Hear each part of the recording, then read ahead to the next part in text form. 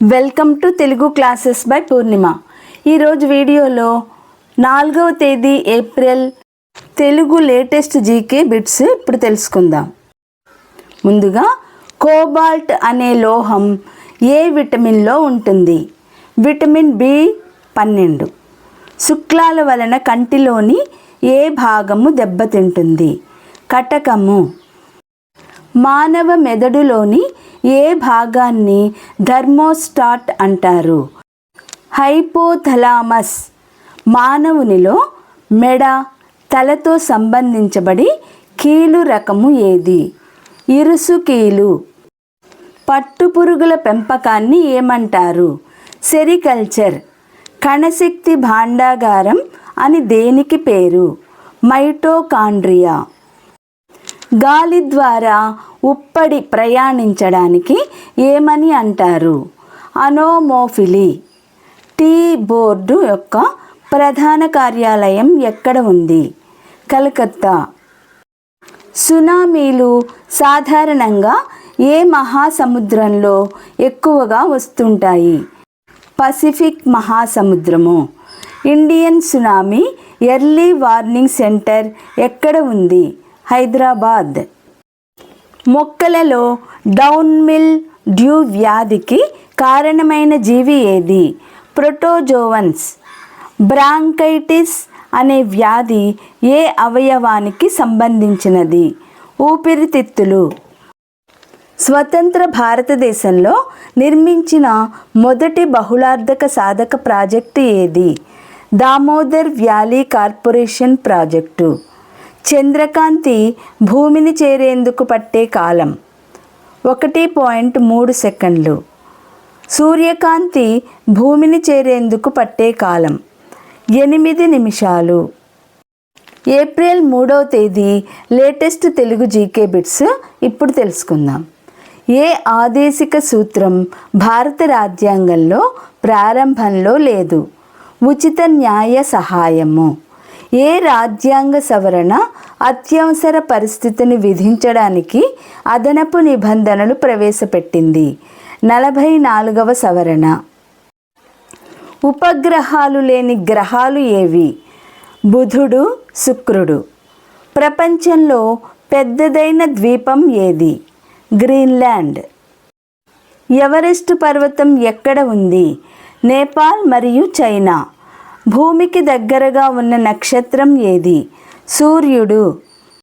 ఏ సముద్రంలో అత్యధిక దీవులు ఉన్నాయి? పసిఫిక్ మహాసముద్రము.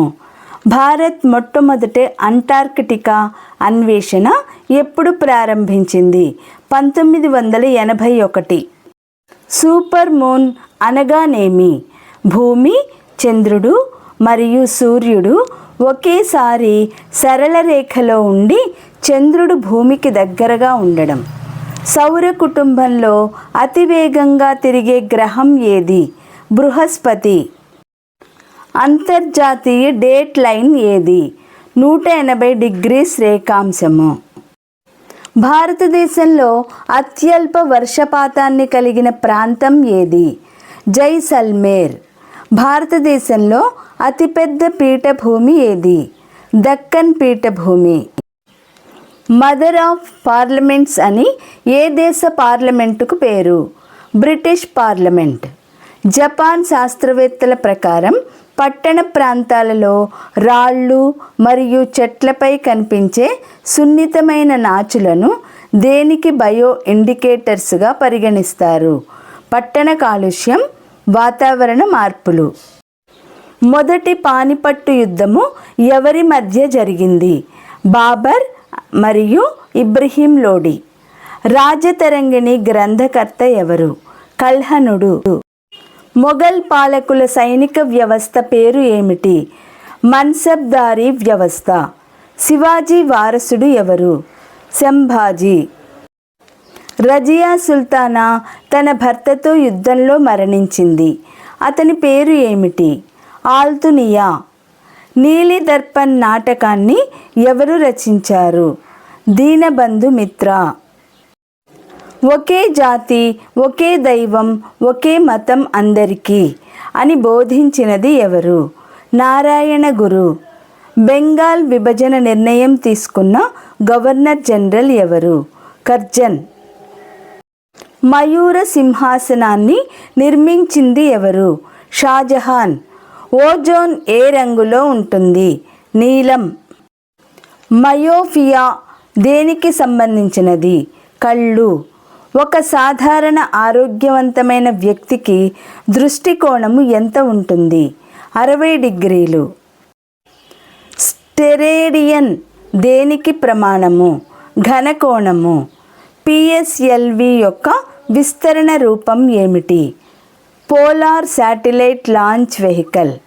హాలీవుడ్ చలనచిత్ర పరిశ్రమ కేంద్రీకృతమైన నగరం ఏది? Los Angeles.